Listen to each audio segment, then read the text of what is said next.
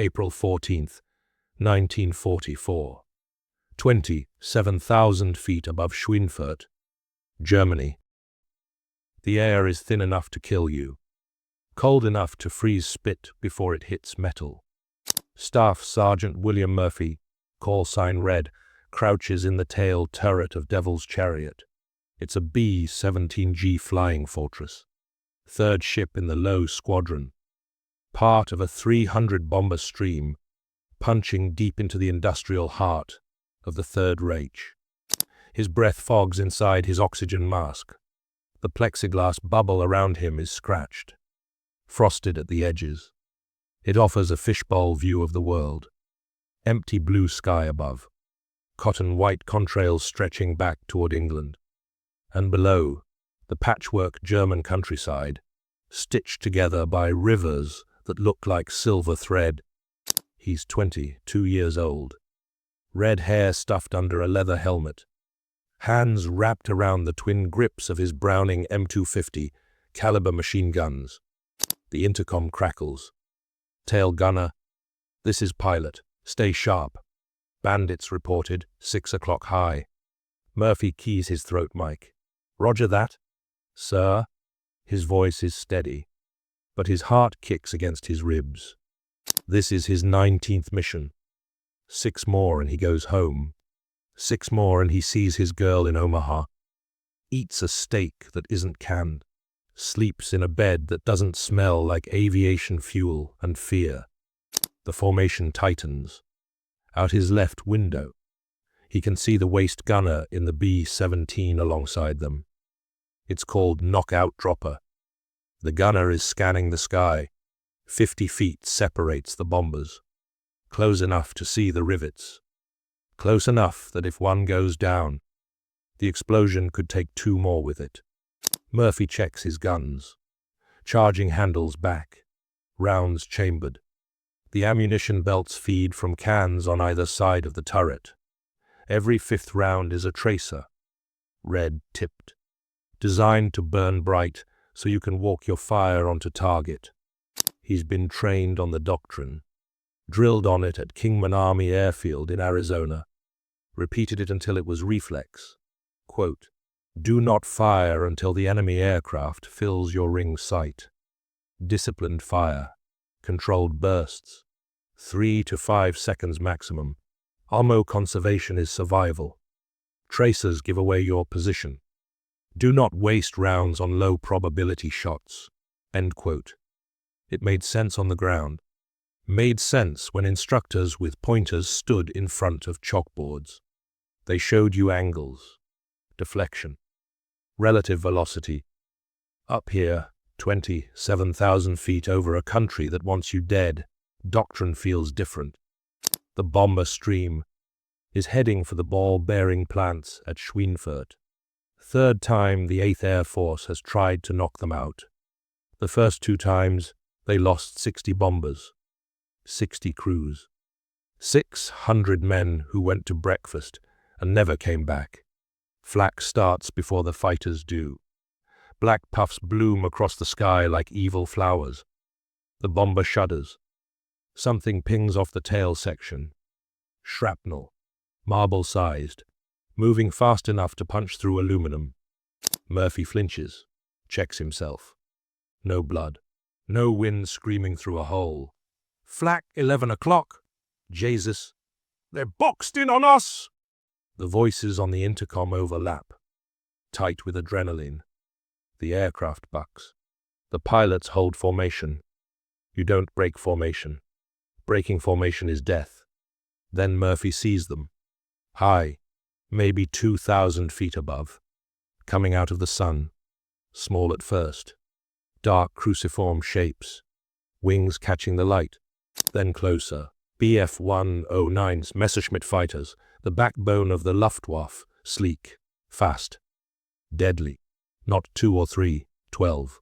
A whole swarm, coordinated, stacked in pairs. Setting up for a slashing attack from 6 o'clock high. The killing angle. Straight into the tail. Where they can rake the bomber stem to stern. Knock out engines. Kill the pilots. set the fuel tanks ablaze.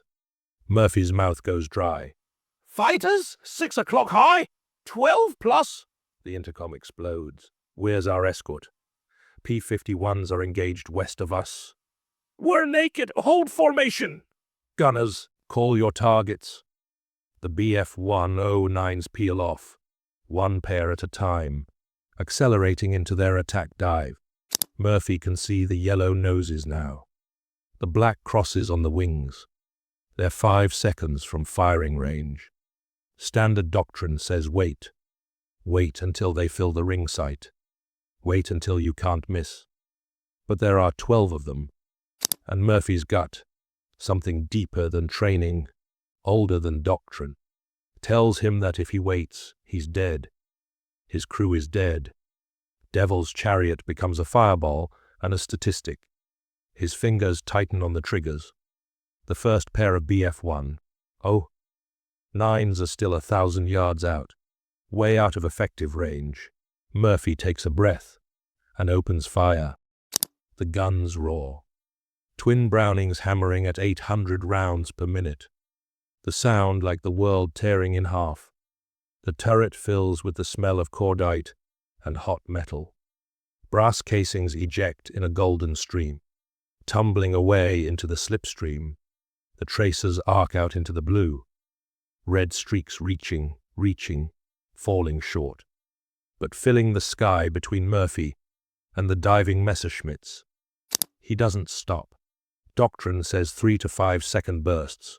Murphy holds the triggers down. 5 seconds. 10, 15. The guns vibrate in his hands. The turret shakes. Spent links clatter against his boots. Tail gunner, check fire! Check fire! The pilot's voice, sharp, almost panicked. Murphy ignores him. His tracers are everywhere now. A glowing web, passing through the airspace the BF-109s are diving into.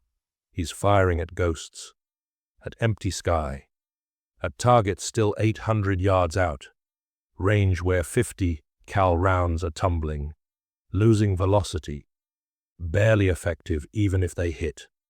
But they look effective. From the cockpit of the lead Messerschmitt, piloted by Oberfeldwebel Franz Stiegler, a 26-kill ace with the iron discipline of 3 years combat, the sky ahead suddenly lights up.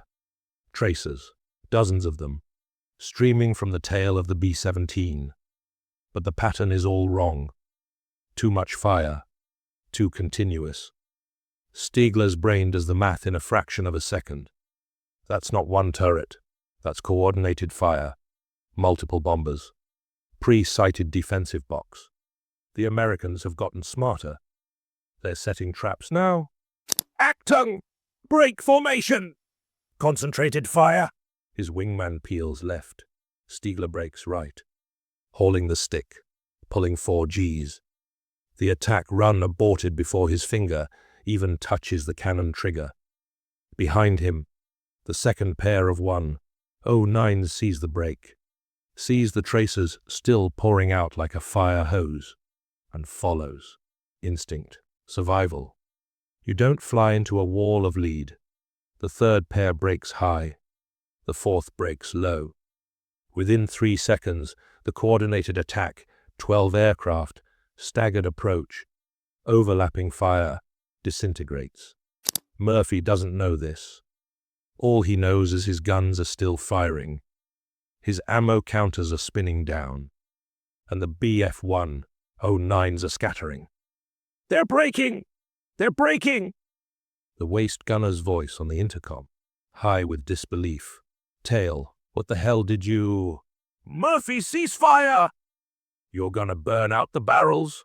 The pilot again. Murphy eases off the triggers. His hands are cramped, locked in a claw around the grips. The barrels are glowing faintly red, heat shimmer rising off them. He's burned through 400 rounds, maybe more. His breath comes in ragged gasps inside the oxygen mask. The sky around Devil's Chariot is chaos now. The BF-109s didn't retreat. They scattered, split into individual attackers. No longer a coordinated killing machine, but 12 separate fighters, each looking for an opening, an angle, a straggler. 3 of them arc wide, trying to come around to the nose. 2 more dive beneath the formation, setting up for a belly attack. The rest are climbing, repositioning, seconds away from coming back in. And that's when the cavalry arrives. Little friends, 2 o'clock high. Murphy swivels his turret. There, sunlight flashing off polished aluminum. The unmistakable shape of P-51 Mustangs. 4 of them, dropping out of the high cover like hawks. The lead Mustang is flown by Captain Dominic Gentile, call sign Mick, 336th Fighter Squadron. 8 kills to his name. He's been watching the bomber stream from 30,000 feet. He saw the BF-109s form up, saw them dive, started his own dive to intercept, knowing he'd be 10 seconds too late, already calculating which B-17 he'd watch go down. Then he saw the tracers, a solid stream, like someone turned on a searchlight made of bullets. The Messerschmitts broke before the merge, and suddenly they weren't a formation anymore. They were targets. Bandits scattered low and left. Blue flight. Take the high ones. I got the leader. Gentile rolls inverted, pulls through, and drops onto the tail of Stiegler's BF-109. Stiegler sees him too late. He's still climbing, still trying to regroup his element. When the P-51 650 cowls open up, rounds walk up his left wing. The aileron disintegrates, fuel vents, white mist streaming, and then ignition. The BF-109 rolls right, trailing flame. Stiegler jettisons the canopy, pulls the harness release, and punches out. His parachute blossoms white against the blue. 1 down. The second P-51, flown by Lieutenant Kenneth Moore, call sign Buddy, catches a Messerschmitt in a climbing turn. The German pulls hard, trying to loop back, but the Mustang has energy, altitude, and angles. Moore leads the turn, fires a 2-second burst, hits the engine cowling. The Daimler-Benz engine seizes, prop windmilling, and the 109 noses over into a spin. 2 down. The remaining BF-109s are running now. Some jettisoning drop tanks, some diving for the deck, some trying to fight. They're alone, separated, picked off one by Mustangs that are faster, better positioned, and haven't burned their energy on a botched attack run. Murphy watches it happen. From his turret, he sees 3 more Messerschmitts fall in the next 60 seconds. 1 explodes midair. 1 spins trailing smoke. 1 simply noses down. The pilot's slumped or dead. The intercom is a mess of voices. Gunners calling fighters. Pilots calling bearings.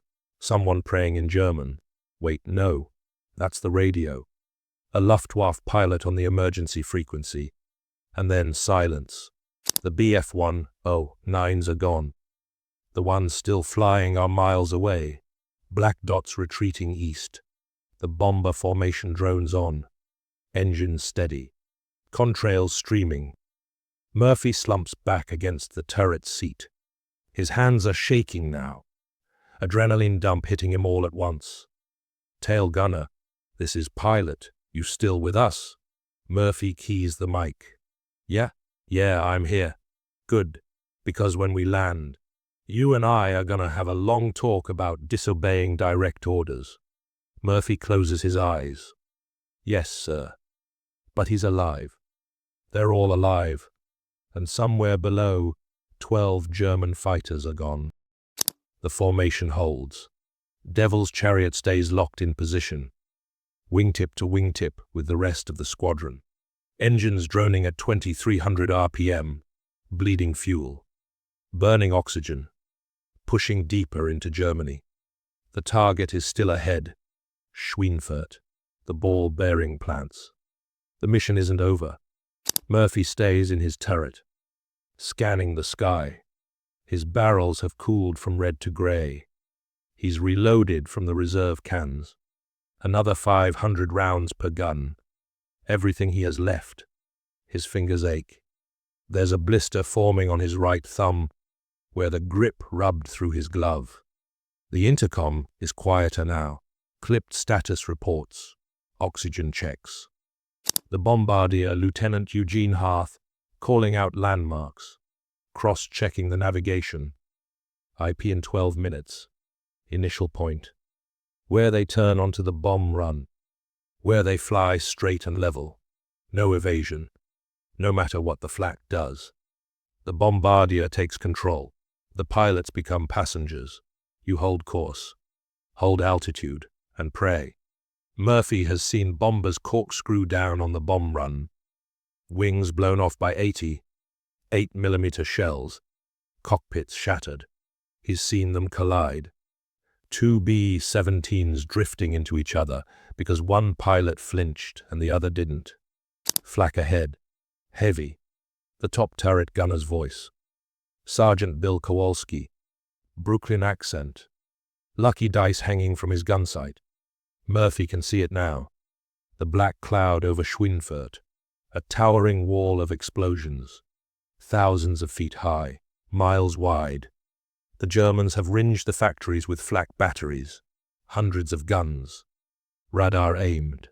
Barrage fired. You don't dodge flak at this altitude. You fly through it and hope the math doesn't catch you. The first shells burst at 26,800 feet. Close enough to rock the bomber. Shrapnel rattles off the fuselage like hail on a tin roof. Bomb bay doors open. The drag increases. The aircraft slows. Murphy feels it in his gut. That sickening vulnerability. Like walking into a firing squad. Steady, steady. The bombardier's voice. Calm. Focused. Harth is 24, an engineering student from Michigan. And he's staring into his Norden bomb sight like it's the only thing in the world.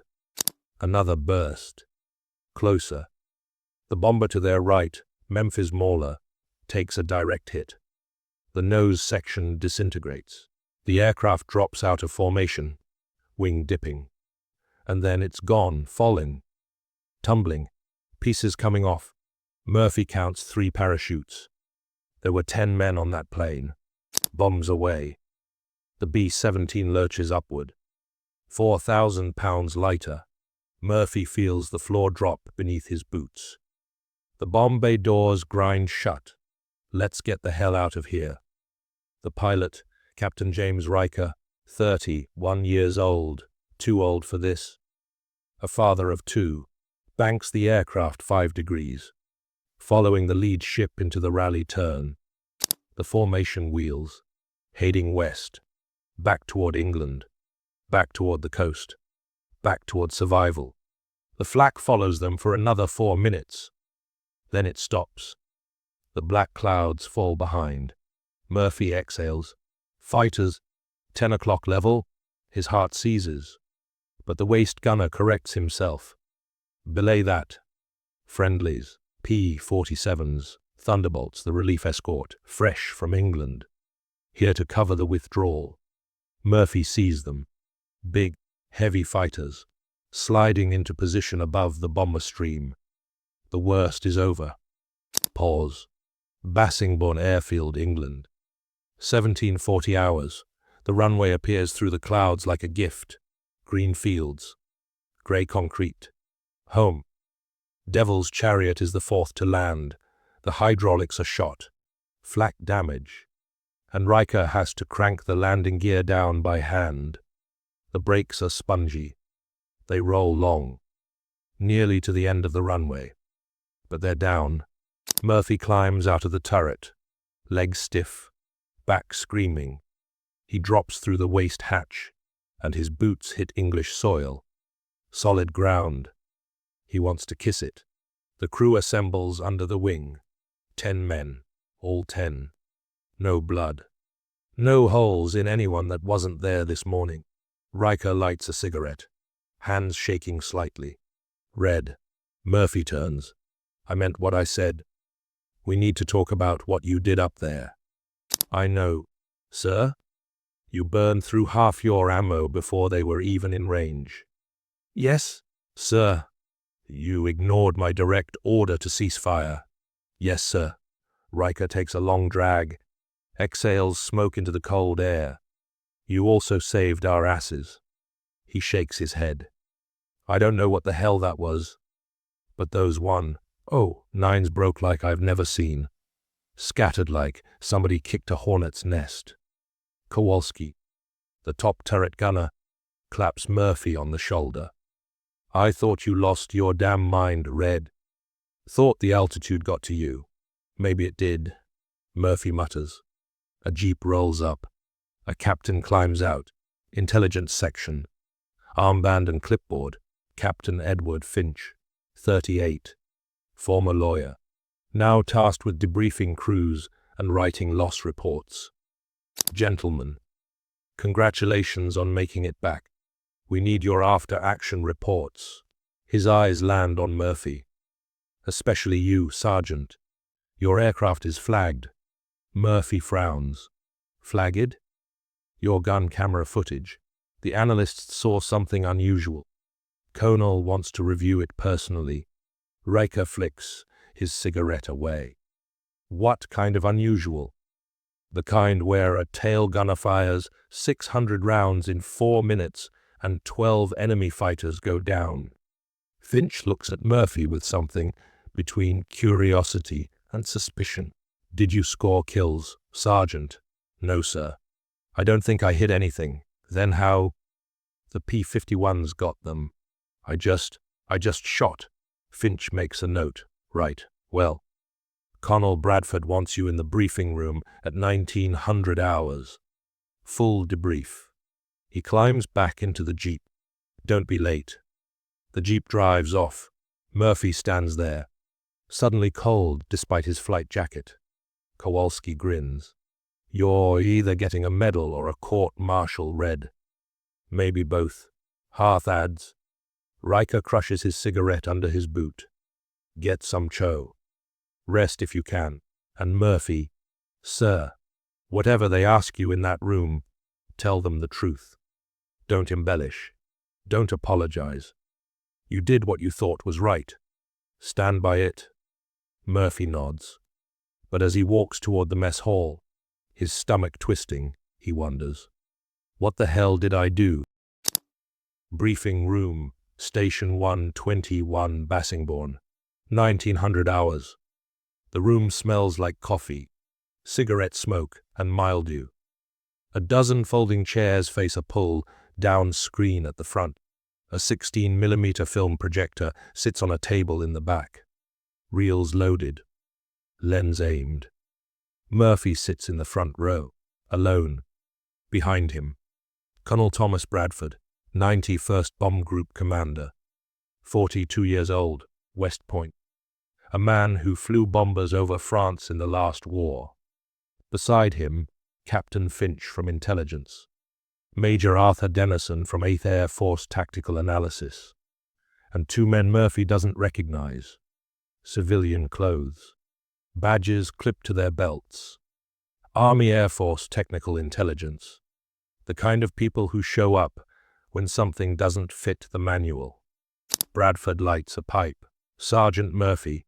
Murphy stands. Sir, sit down. This isn't a court-martial.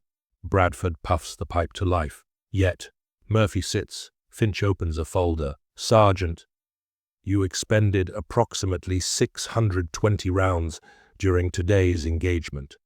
Your combat report states you did not achieve any confirmed kills. Is that correct? Yes, sir. I don't believe I hit any of the enemy aircraft.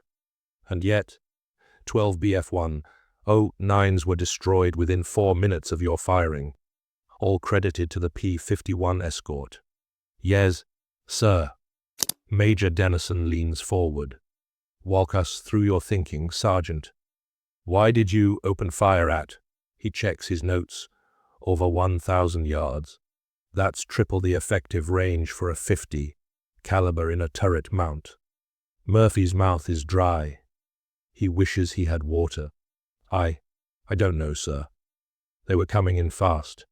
12 of them. I just thought if I waited, if I followed doctrine, we'd be dead before I got a shot off. So you panicked? No, sir. Murphy's voice hardens. I made a choice. Bradford raises an eyebrow. Explain. Murphy hesitates. How do you explain instinct? How do you put into words something you felt in your gut at 7,000 feet with death screaming toward you? I thought, maybe if I could make them think twice, make them see traces, make the sky look dangerous. Even if I wasn't hitting them, maybe they'd flinch. Maybe they'd hesitate. He looks at his hands. I didn't think it would work. I just didn't have a better idea. Silence. Then one of the civilian analysts speaks. You flooded the engagement zone. Murphy looks up. Sir. The analyst steps forward. He's young, maybe 30. Wire-rimmed glasses. The look of someone who spent more time with slide rules than rifles. You created a saturation effect. The enemy pilots saw a volume of fire inconsistent with a single turret. They assumed coordinated defensive fire, multiple aircraft, pre-sighted fields. Standard Luftwaffe doctrine is to abort an attack run under those conditions. Preserve the aircraft. Find a softer target. Finch frowns. You're saying he tricked them. I'm saying he created a psychological deterrent using insufficient firepower projected over an exaggerated spatial area. The analyst looks at Murphy. You made them think they were flying into a kill box. Bradford tamps his pipe. Show him the footage. The lights go out. The projector clicks to life. The screen fills with grainy black and white film. Gun camera footage from Murphy's tail turret. The timestamp runs in the corner. 14 April 44/12:17 hours. Murphy watches himself fire. The BF-1. 9s appear as small dark shapes at the top of the frame. The tracers arc out, long, reaching streams, falling short, but filling the space between the bomber and the fighters. The pattern is chaotic, undisciplined, continuous. Then the lead Messerschmitt breaks left. Hard, the wingman follows. There, Dennison says, freeze it. The projector stops. The image freezes mid-frame. The enemy break occurs here. 3.2 seconds after you open fire. They're still 900 yards out, outside their own cannon range. No shots exchanged, but they abort. He nods to the projectionist. Continue. The film rolls. Murphy watches the rest of the attack disintegrate. Fighters peeling off in all directions. No coordination, no mutual support. And then, 8 seconds later, the first P-51 enters the frame from the upper right. The Mustang drops onto the tail of a climbing BF-109. Guns flash. The Messerschmitt's wing shreds. It rolls inverted, trailing debris. Kill 1, Finch narrates. Credited to Captain Gentile. The film jumps. Edited. Stitched together from multiple cameras now. P-51s and BF-109s twisting through the sky. More fighters falling. Smoking, burning, breaking apart. Kills 2 through 6. All within 90 seconds. The film flickers. Another angle. A waist gunner's camera. The view shows BF-109 scattered across a 5-mile radius. Alone. Vulnerable. Picked off by Mustangs that shouldn't have had such easy shots. Kills 7 through 12. Total elapsed time from your first round fired to the last enemy aircraft destroyed. 4 minutes. 18 seconds. The projector clicks off. The lights come back up. Murphy blinks. Eyes adjusting. Bradford stands. Walks to the front of the room. He's a big man. Broad-shouldered. And when he moves, people pay attention. Sergeant? Do you understand what you did? I shot a lot of bullets. Sir, you disrupted a coordinated fighter attack, using suppressive fire at extended range. You forced a numerically superior enemy force to abort their attack profile, rendering them vulnerable to counterattack. Bradford taps his pipe against his palm. You invented a new defensive tactic. Accidentally. Murphy stares. Sir, I didn't invent anything. You ignored doctrine. You violated established fire discipline. You did something no one thought would work. Bradford's eyes are hard. But there's something else there. Respect. And it did work. The civilian analyst speaks again. We're calling it saturation fire. The principle is simple. Volume of fire over accuracy. Create a visual and psychological barrier. Disrupt enemy attack cohesion before they enter lethal range. Dennison adds, we've reviewed similar engagements over the past 6 months. 3 instances where bomber gunners fired early and enemy formations broke. We dismissed them as flukes. But this was documented, filmed, repeatable. Finch looks at Murphy. Sergeant, how would you feel about teaching this to other gunners? Murphy's mind goes blank. Sir, we're rewriting the gunnery syllabus. If this tactic can be trained, standardized, it could save hundreds of bombers, thousands of lives. Finch taps the folder. We need someone who's done it. Someone who can show them how. Bradford cuts in. You'll remain on flight status. But twice a week, you'll run training sessions for replacement gunners. Demonstrate the technique. Explain the thinking. He pauses. That's not a request, Sergeant. Murphy swallows. Yes, sir. Good. Bradford heads for the door, then stops. And Murphy, what you did today, disobeying my pilot's order to cease fire.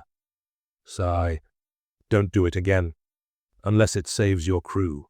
The faintest hint of a smile. Dismissed. The officers file out. Murphy sits alone in the empty briefing room, staring at the blank screen. 4 minutes. 12 fighters. And he's just changed the war. 20 replacement gunners stand in a semicircle around a grounded B-17. Eyes wide. Notebooks open. They're young. 18, 19, 20. Fresh from stateside training. They still think war looks like the newsreels. Murphy stands on the wing, hands stuffed in his jacket pockets. He's done this briefing 6 times now. It doesn't get easier. Doctrine says controlled bursts. Ammo conservation. Wait until the target fills your sight. He looks at them. Doctrine is written by people on the ground. You're going to be 5 miles up. 12 fighters coming at you. And 3 seconds to decide if you live or die. One of the replacements raises his hand. Sergeant, if we fire too early, don't we just waste ammo? Maybe. Or maybe you make them break. Make them think twice. Make them abort the run. Murphy pulls out a belt of 50 cal ammo, holds it up. This isn't just bullets.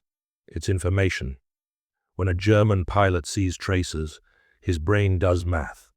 How many guns? How tight the pattern? How much risk? You can lie to his brain.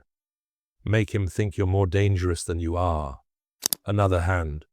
How do we know when to do it? Murphy hesitates. That's the hard part. The part he still doesn't fully understand himself. You don't? Not for sure. But if you're outnumbered, if they're coming in coordinated, if you know you won't get a second chance, flood the zone. Make the sky between you and them look like hell. Even if you don't hit anything, you might scatter them. And scattered fighters are dead fighters. He runs them through the drills. Live fire over the range, shooting at towed targets, but starting the bursts early. 500 yards, 700 yards, distances that make the instructors wince. The tracers arc out, a curtain of fire, and Murphy watches the patterns, corrects their aim, teaches them to spray with purpose. It feels wrong. It goes against everything they learned, but it works. Pause. May 1944. The tactic spreads, first through the 91st Bomb Group, then to the 381st, the 303rd. Gunners talk. Word gets around. Intelligence issues a technical bulletin. Quote, Defensive fire saturation techniques, interim doctrine. End quote. It's dry, bureaucratic, full of graphs and trajectory analyses. But the crews call it Murphy's spray. The statistics start to shift. In April, before Schweinfurt, the 8th Air Force lost an average of 4.2 bombers per mission to fighter attack. By June, it's down to 2.8. By July, after D-Day, after the Luftwaffe is stretched thin and the P-51s are everywhere, it's 1.4. Not all of it is Murphy's doing. The fighters help. The attrition of German pilots helps. The invasion helps. But bomber crews notice. When they open fire early, when they light up the sky with tracers, the attacks break. The enemy doesn't press as hard. They lose coordination. And coordination is everything. Pause. August 12, 1944. Bassingbourn. Murphy's 25th mission. The magic number. The number that means you're done. You go home. It's a milk run. An airfield in France. Light flak. No fighters. The Luftwaffe is a shadow of what it was. The war in the air is almost over. Devil's Chariot lands at 1600 hours. Murphy climbs out of the tail turret for the last time. His hands don't shake anymore. His eyes don't scan the sky. Captain Riker is waiting under the wing. You made it. Red. We all did, sir. The crew's intact. All 10 men. 19 missions together. They've beaten the odds. Riker hands him a piece of paper. Orders. Murphy's going back to the States. Instructor duty, Kingman Army Airfield, Arizona, where he trained a lifetime ago. They want you to teach this for real, Riker says. Turn your accident into a program. Murphy folds the paper, tucks it into his pocket. It wasn't an accident. Sir, no, I mean it wasn't planned, but it wasn't luck either. Murphy looks up at the B-17, scarred and patched, still flying. It was just trying something when nothing else made sense. Riker nods slowly. Maybe that's all tactics are. Trying something. Seeing if you survive. Pause. Epilogue. Staff Sergeant William Murphy. Call sign read. Returned to the United States in September 1944. He spent the rest of the war training gunners at Kingman, teaching thousands of men the technique that would become standard doctrine by 1940. 5. Saturation fire was officially incorporated into Army Air Force gunnery training in October 1940. 4. Post-war analysis credited the tactic with reducing bomber losses to fighter attack by an estimated 18% during the final year of the air campaign over Europe. Murphy never claimed to have shot down a single enemy aircraft, but the 12 Bf-109s destroyed on April 14, 1944, were credited to the P-51 pilots of the 4th Fighter Group, pilots who later stated that without the bombers' defensive fire disrupting the German formation, the engagement would have been, quote, a coin flip at best, end quote. Franz Stiegler, the Luftwaffe pilot who led the attack on Devil's Chariot, survived the war. In his post-war memoir, he wrote, quote, "We were trained to press the attack, to ignore fear. But there is a difference between courage and suicide. When the sky became a wall of tracers, instinct took over. We broke, and in breaking, we died." End quote. Murphy returned to Omaha, married his girl, raised 3 kids, worked as a machinist, rarely talked about the war. But every year on April 14th, he'd stand in his backyard, look up at the sky, and remember the moment he broke the rules and saved his crew. Sometimes, survival isn't about following doctrine. Sometimes, it's about trusting your gut when everything's falling apart. And sometimes, the thing that seems suicidal in the moment becomes the thing that changes everything. Murphy's spray saved his crew that day, but it raised a question that the Army Air Force didn't want to answer. If one man, ignoring orders, could change the outcome of an entire engagement, how many other men died following doctrine that didn't work? And how many tactics, invented by accident in the heat of battle, were buried in classified reports and never seen again? The files are still out there, dusty, forgotten, stamped confidential, and we're digging them up. This is WW2, Forgotten 45.